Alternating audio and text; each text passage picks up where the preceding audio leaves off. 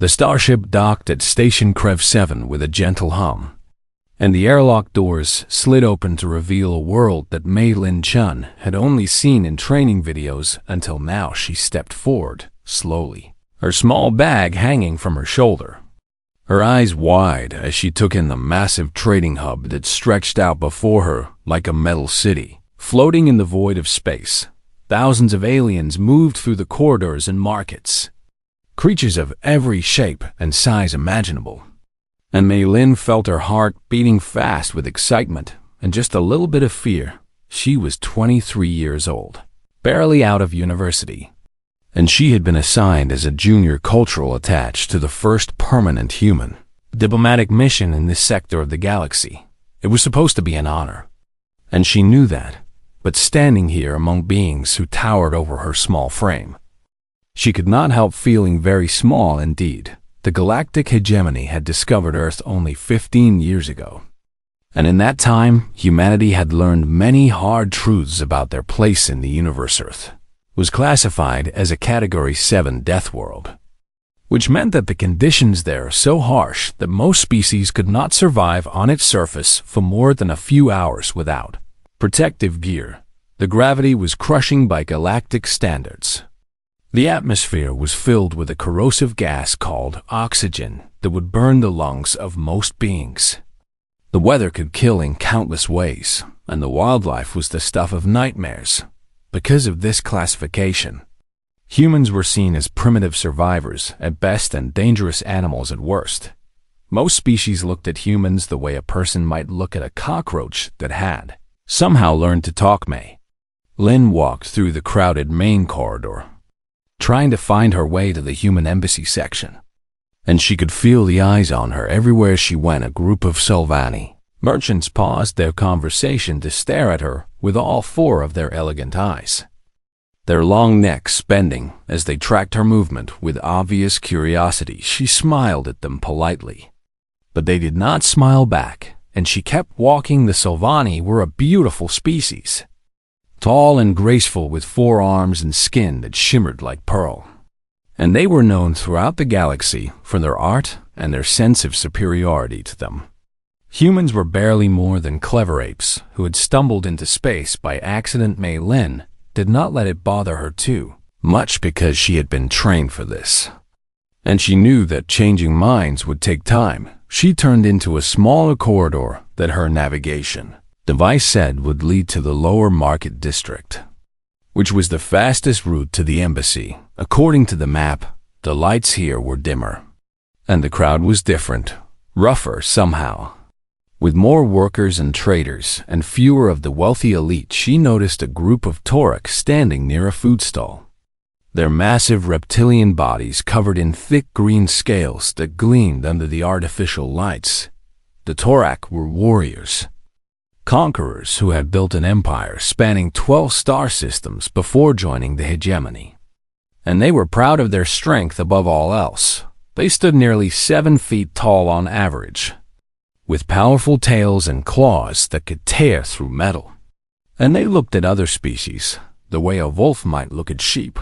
One of them noticed Mei Lin and nudged his companions, pointing at her with a clawed finger and saying something that made the others laugh in their deep rumbling way. She kept her eyes forward and walked past them without slowing down, her training reminding her not to show fear or aggression, just calm confidence. But they were not going to let her pass so easily. The largest of them stepped into her path, blocking the corridor with his massive frame, and she had to stop or walk directly into him. His name was Grathkor, though she did not know that yet, and he was an enforcer for one of the local crime bosses, a being who had killed dozens of creatures across a dozen worlds and had never once felt afraid of anything in his entire life. He looked down at Mei Lin with yellow eyes that held nothing but contempt and amusement. "Lost, little Deathworlder?" he asked, his voice like gravel scraping against stone. Mei Lin looked up at him, and despite the fear that flickered somewhere deep in her chest, her face remained calm and her voice stayed steady when she spoke. "Just passing through," she said simply. Grathkor tilted his massive head, studying her like a predator studying prey that was not behaving the way it should. She was so small, barely reaching his chest even when she stood straight, and her body looked soft and fragile compared to his armored scales. Her species had no claws, no fangs, no natural weapons of any kind that he could see.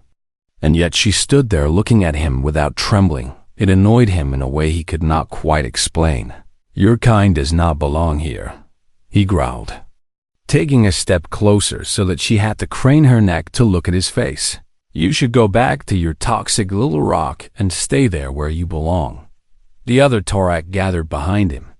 4 more warriors who were eager to see what their leader would do to this tiny creature, who did not seem to understand her place in the natural order of things. Mei Lin's eyes moved quickly, taking in the positions of all 5 of them, noting the exits and the crowd that was starting to back away. And somewhere in the back of her mind, a very old part of her brain began to wake up. It was the part that her ancestors had developed over millions of years of survival on a world that wanted to kill them every single day. The part that made humans the most successful predators their planet had ever produced, but she pushed it down for now because she was a diplomat and violence was supposed to be the last option. "I do not want any trouble," she said calmly. "I am just trying to reach my embassy." Grathgar laughed, and it was an ugly sound that held no humor at all. "The embassy," he repeated mockingly. "The little animals have an embassy now, do they?" He reached out with one massive clawed hand and shoved her backward, hard enough to make her stumble. She caught her balance but did not fall. And when she straightened up, there was something different in her eyes, something that a smarter predator might have recognized as a warning. "I am going to give you one chance to walk away," Mei Lin said quietly. The Torak howled with laughter at that, all 5 of them finding it hilarious that this tiny soft creature from a poison world would threaten beings who had conquered star systems. Grathgar grinned, showing rows of sharp teeth that could bite through bone. "One chance," he repeated with mock seriousness. "Oh, I am so frightened." He raised his fist, and Mei Lin watched it rise with eyes that had become very still and very focused in that moment. Standing in that dim corridor on a space station far from home, she made a decision that would change everything. She stopped being a diplomat, and she remembered what she really was. Grathgar's fist came down like a hammer falling from the sky, carrying enough force behind it to shatter stone and break bones and end lives in a single crushing blow. He had killed many beings with that fist over the years, creatures who had begged and screamed and tried to run. And he expected this tiny human to do the same.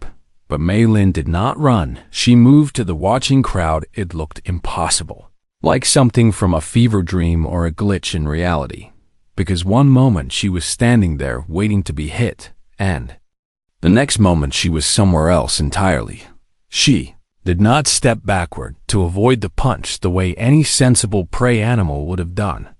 Instead, she stepped forward into the attack, closing the distance so fast that Grathgar's brain could not process what was happening.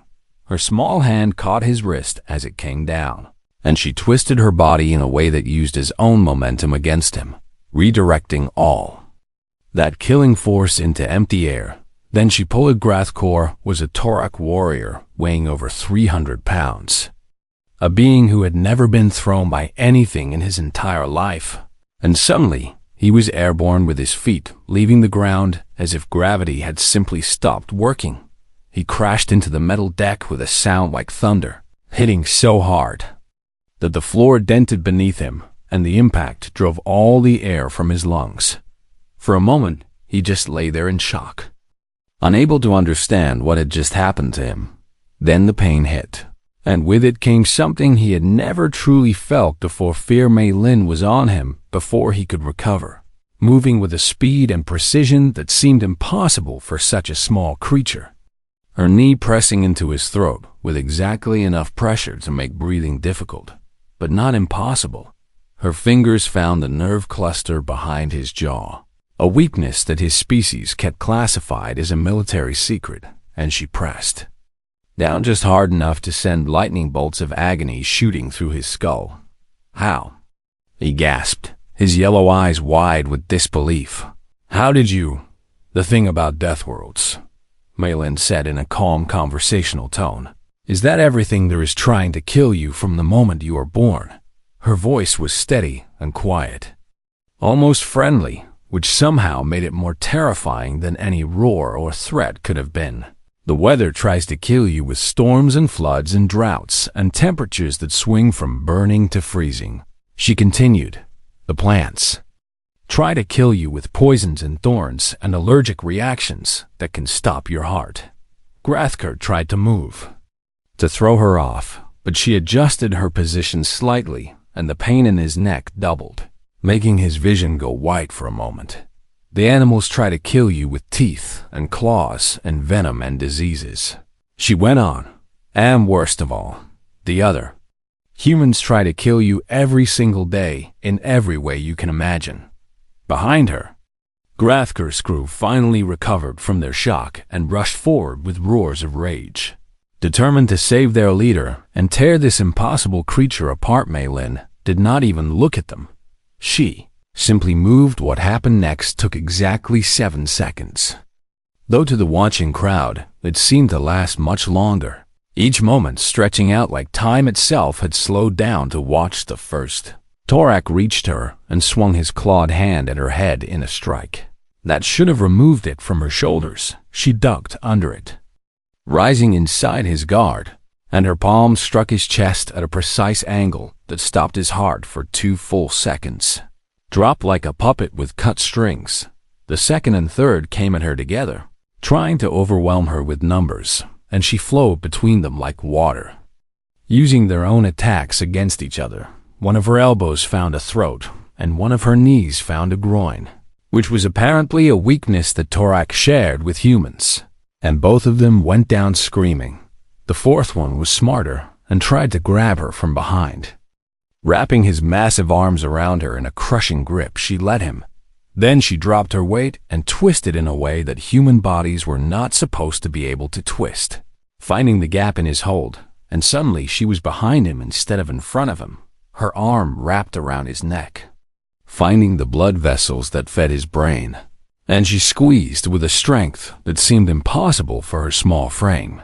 Was unconscious in 4 seconds. The fifth one looked at his fallen companions, looked at the tiny human girl who was not even breathing hard, and made the smartest decision of his life. He ran. Malin let him go because she was not here to kill anyone, just to make a point.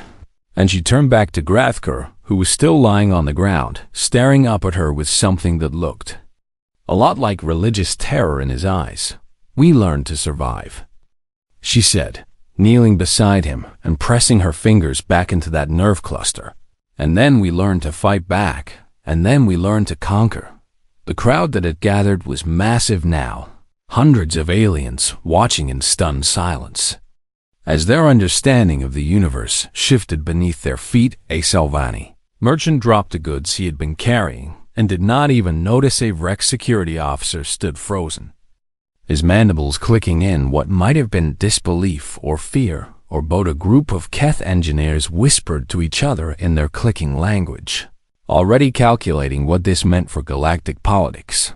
"Your species conquered 12 systems," Malin told Grathker in that same calm voice, "because you never met anything that scared you, anything that could match your strength and your ferocity." She leaned closer until her face was just inches from his, and her dark eyes held depths that he had not noticed before. Depths that spoke of 100,000 years of violence and survival and evolution. "But here is a secret that the Galactic Council does not want anyone to know," she whispered. "Humans have been fighting each other for longer than your species has existed. And we got very, very good at it," Grathko whimpered. And it was a sound that no Torak had made in recorded history. A sound of complete and total submission. "I spent 8 years training in 3 martial arts before I was old enough to drive a car," she continued. "I have black belts in judo and Brazilian jiu-jitsu and Muay Thai, And I competed at the national level in 2 of them. Her fingers pressed down slightly harder, and his vision went white again with pain. And here is the really scary part, she said with a small smile that did not reach her eyes. By human standards, I am barely average. Just a normal girl from a normal city who happened to like fighting. She let that sink in for a moment, watching his face as he processed what that meant. As he imagined a whole planet full of beings just like her or even more dangerous. Now, she said softly, I think you owe me an apology. Grathker lay on the cold metal floor of Station Krev 7, and for the first time in his life, he understood what it meant to be prey. The small human girl knelt beside him, with her fingers pressing into the nerve cluster that sent waves of agony through his entire body, and her dark eyes looked down at him with a calm patience that was somehow more terrifying than any rage could have been. He had conquered worlds, had killed warriors from a dozen different species. He had never once begged for anything in his entire life. Please, he heard himself say, and the word came out as a broken rasp that he barely recognized as his own voice. Please, I beg mercy. The words hung in the air like a physical thing, and the watching crowd seemed to hold its breath as one. Hundreds of aliens witnessing something that should have been impossible. A Torak warrior begging a human for mercy, a conqueror of star systems brought low by a fly creature half his size from a planet that most species considered barely civilized. May Lin looked at him for a long moment, and something in her expression shifted, the cold predator fading away to reveal something warmer underneath. Something that might have been compassion or pity or simple human kindness. Apology accepted, she said quietly. She released the pressure on his nerve cluster and stood up in one smooth motion, brushing dust from her diplomatic uniform as if she had just finished a slightly messy but routine task. Rathkor did not move from the ground because he was not sure his legs would hold him, and also because some deep animal part of his brain was telling him that staying down was safer than trying to stand. The 3 Toraks she had defeated lay around her, in various states of pain and unconsciousness, groaning and whimpering and clutching at damaged body parts. None of them tried to get up either. Mei Lin turned to face the watching crowd, and despite her small size, she somehow seemed to fill the entire corridor with her presence, commanding attention in a way that had nothing to do with physical stature. My name is Mei Lin Chun, she said clearly, her voice carrying across the sudden silence. I am a junior cultural attach assigned to the human diplomatic mission on this station. She paused to let that sink in, watching faces shift and expressions change as the aliens processed what they had just witnessed. I came here in peace, she continued. I was walking to my embassy through your market when I was attacked by these individuals for no reason other than the fact that I am human. A murmur ran through the crowd, beings whispering to each other in a dozen different languages. And Mei Lin waited for it to fade before she went on. I defended myself, she said simply. I did not kill anyone. I did not cause permanent injury. I used only enough force to stop the attack and protect myself. She looked around at the watching faces, at the Sylvani merchants and Vrex security officers and Keth engineers and all the other species who had stopped to stare. Earth is classified as a Category 7 death world, she said. That is true, and I will not pretend otherwise. Some beings in the crowd nodded, and others whispered comments about poison atmospheres and crushing gravity and savage wildlife. But you all seem to have misunderstood what that classification means, Mei Lin continued. And there was something in her voice now that made everyone listening pay very close attention. It does not mean that we are primitive, she said. It does not mean that we are weak or stupid or barely civilized animals who stumbled into space by accident. She took a step forward, and even though she was tiny compared to most of the beings watching, not a single one of them stepped toward her. It means that we are what survived, she said. and her voice carried the weight of 100,000 years of evolution and struggle and triumph. Over impossible odds, everything on our planet is trying to kill everything else, and has been for billions of years, and we are what came out on top. She gestured at the fallen Torek around her without looking at them. Your species conquered 12 systems because you are strong and fast, and you have natural weapons built into your bodies, she said. You never met anything that could match you, so you assumed nothing could. Her eyes swept across the crowd, and beings who had conquered nations found themselves looking away. Humans have no claws, she said, lifting her small hands. We have no scales or armor, no venom, no natural weapons of any kind. She smiled, and it was not a pleasant expression. So we learned to make weapons, she said. We learned to use tools and tactics and teamwork, and we learned to fight in ways that your species has never imagined. She pointed at Grathkor, who flinched despite himself. I am a diplomat, she said. I spent years in university studying languages and cultures and conflict resolution. I came here to build bridges and foster understanding between our peoples. Her voice hardened slightly. And in my spare time, I learned how to take apart beings twice my size with my bare hands, because that is what humans do. We prepare for the worst while hoping for the best. She started walking toward the edge of the crowd, and beings parted before her like water flowing around a stone.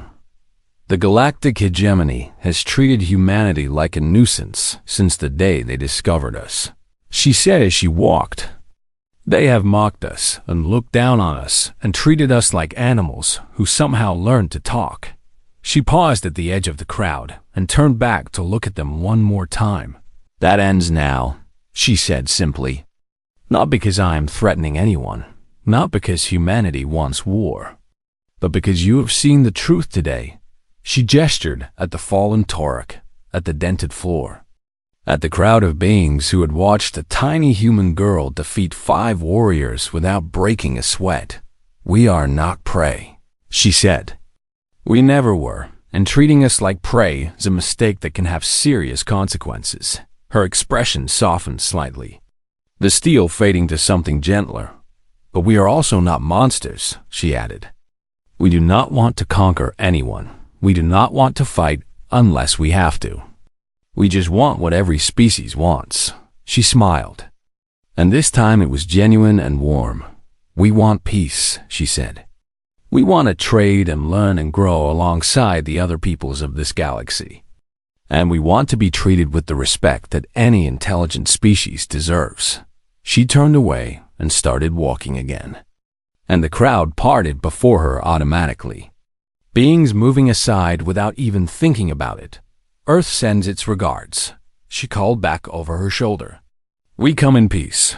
Then she paused one more time, and when she spoke again, her voice was quiet, but somehow everyone heard it perfectly.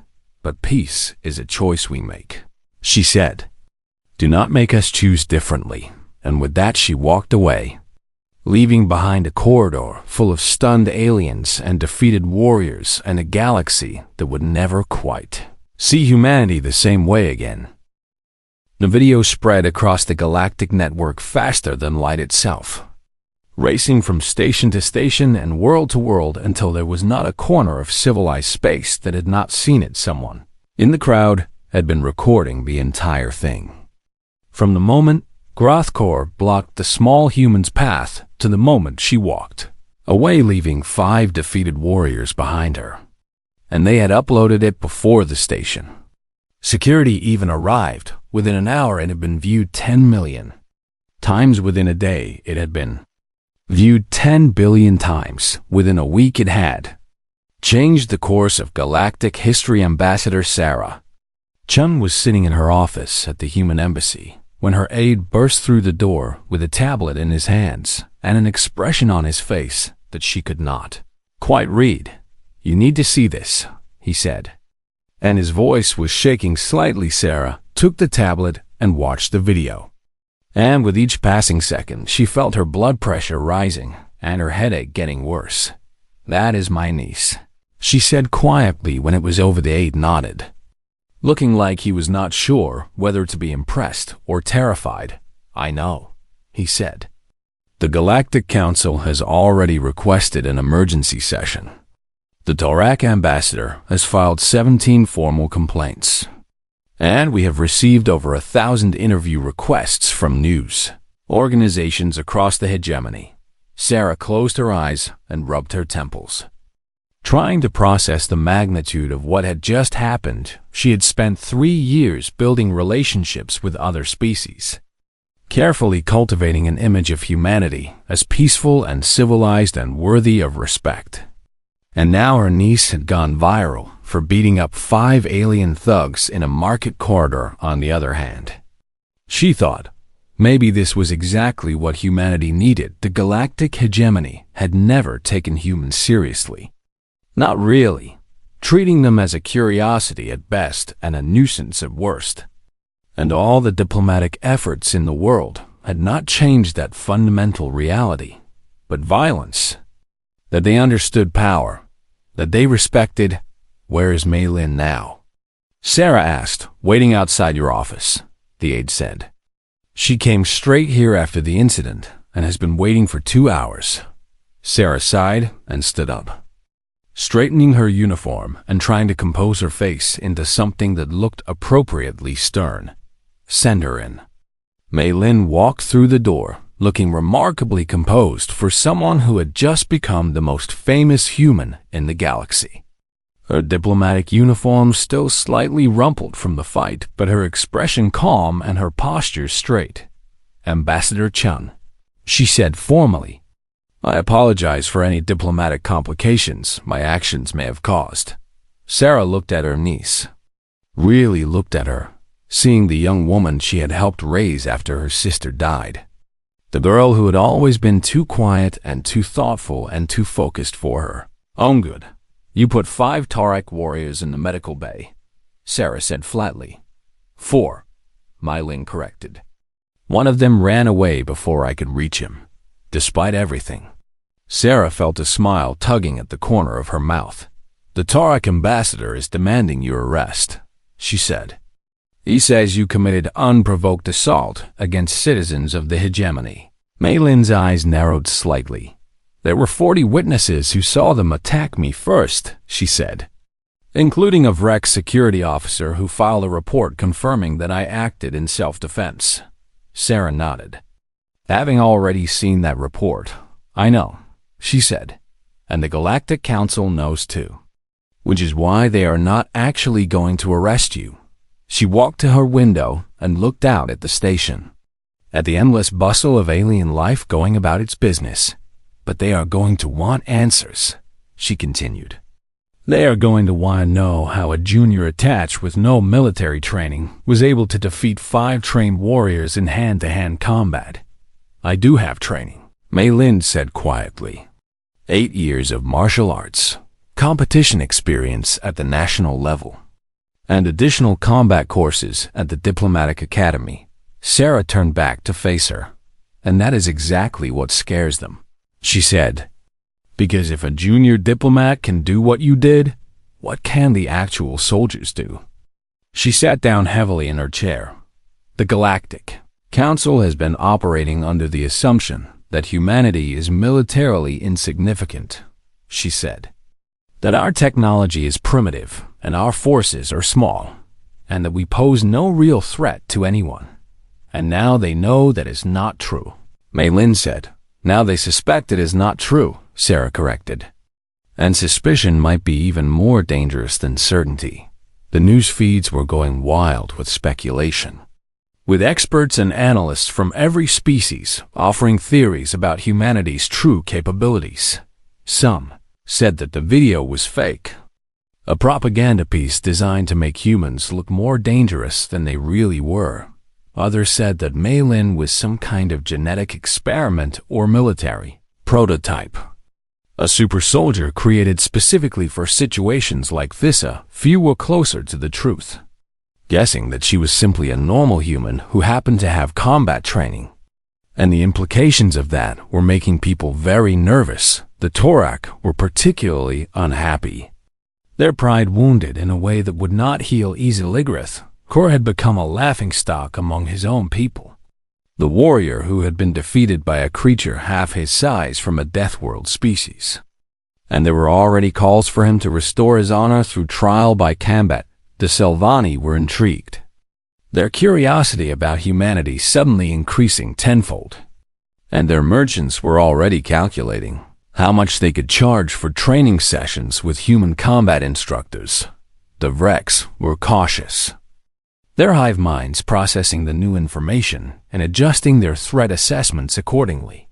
And several of their colony worlds had quietly increased their defensive spending, and the Keth were simply watching and waiting, as they always did, their ancient minds turning over the possibilities like stones in a riverbed throughout the station.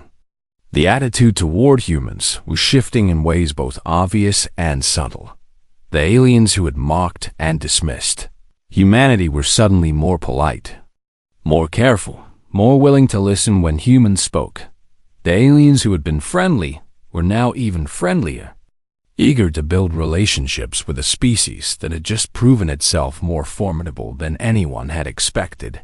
And everyone, regardless of species, was looking at humans differently, not as primitives from a poison world, not as clever animals who had stumbled into space, but as something new, something unexpected, something that might just change the balance of power in the galaxy forever.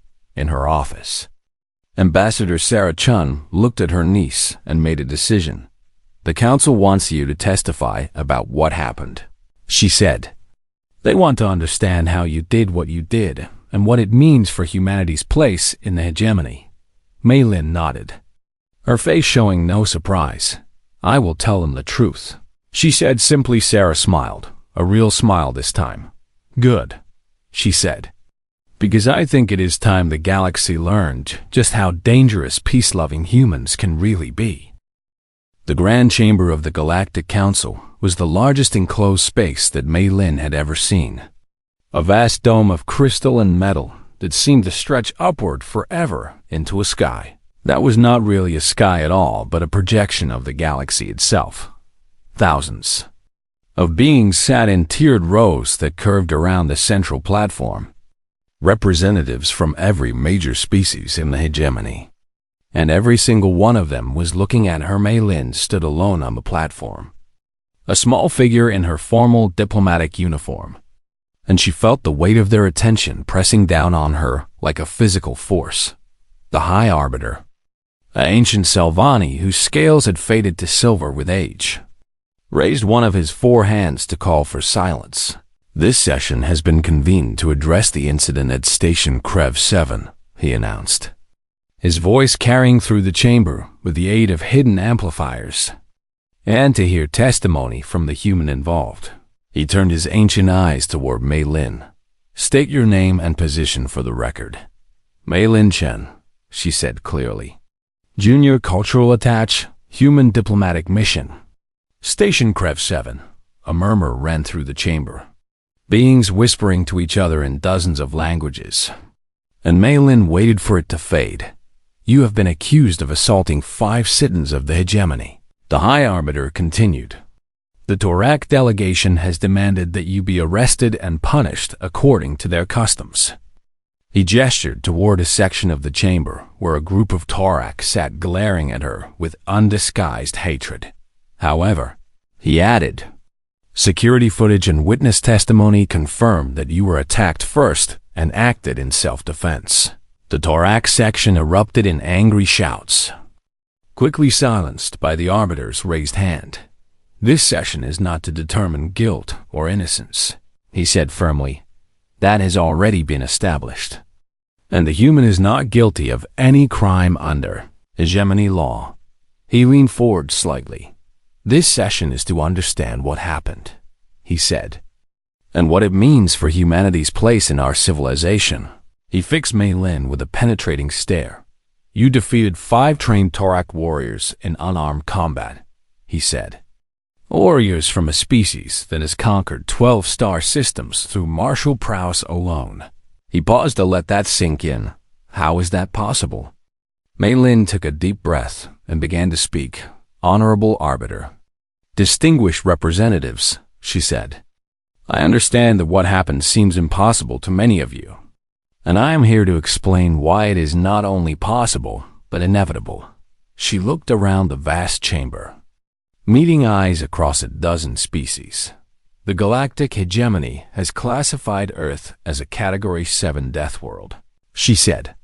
The highest danger rating in your system, reserved for planets so hostile that intelligent life should not be able to evolve there at all. Nods and murmurs of agreement from the audience. And yet we did evolve, she continued. We evolved and survived and thrived on a world where everything was trying to kill us every single day. She began to pace slowly on the platform, her small form somehow commanding attention through confidence alone. Your ancestors evolved on worlds with stable climates and predictable conditions, she said. Worlds where cooperation was the path to survival and conflict was rare. She stopped and faced them directly. Our ancestors evolved on a world where the climate could shift from ice age to heat wave in a few thousand years, where earthquakes and volcanoes and tsunamis could destroy entire civilizations overnight, where droughts and floods and famines were constant companions. Our voice grew stronger. We learned to adapt faster than any species in the galaxy because we had no choice. Because the ones who could not adapt, generation after generation.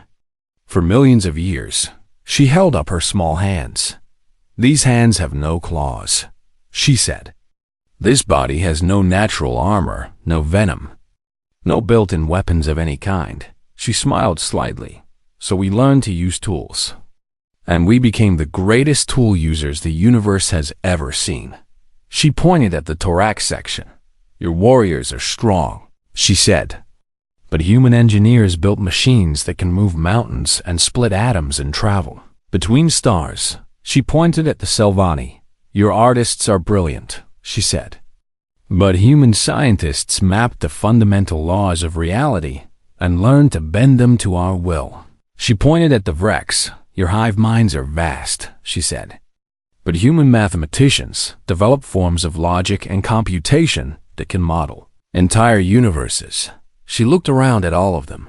And yes, she said quietly, your warriors are fierce, but human soldiers have spent 100,000 years learning how to kill each other in every way imaginable. The chamber was utterly silent now. Every being hanging on her words. I am not special, she said. I am not a super soldier or a genetic experiment or a trained assassin. She smiled softly. I am a diplomat who took martial arts classes after school because my mother thought I needed discipline. And I got good at it because humans get good at everything we do. Her voice dropped to something almost gentle. The Torak who attacked me made a mistake that many species have made throughout history, she said. He saw my size and my softness and my lack of natural weapons, and he assumed I was weak. She shook her head slowly. But the truth is exactly the opposite, she said. Humans are dangerous precisely because we are soft. Because we had to learn to survive through skill and cunning and cooperation rather than relying on natural advantages. She looked up at the projected galaxy spinning slowly above her. You asked what this means for humanity's place in the hegemony, she said. And the answer is simple. Her voice rang out across the chamber. We are not your enemies, she said. We do not want war or conquest or dominance over other species. She spread her hands in a gesture of openness. We want peace, she said. We want trade and cooperation and friendship. We want to share our knowledge and learn from yours. We want to be partners in building a better galaxy for all beings. Her eyes hardened slightly. But we will not be disrespected, she said. We will not be mocked or dismissed or treated as lesser beings. And we will defend ourselves against anyone who tries to harm us. She looked directly at the High Arbiter. Earth sends its regards, she said. We come in peace, and we hope that peace will be reciprocated. She smiled one last time. But if it is not, The hegemony should know that humanity has never lost a war for survival. And we do not intend to start now. The chamber erupted in chaos. Beings shouting and arguing and debating. But above it all, the High Arbiter sat in silence, his ancient eyes fixed on the small human who had just changed everything. 3 days later, the Galactic Council voted to upgrade humanity's status from primitive species under observation to full-member civilization with all the rights and responsibilities that entailed, and in the classified files that only the highest officials could access. Humanity's threat assessment was quietly changed from negligible to existential. The humans had arrived, and the galaxy would never be the same.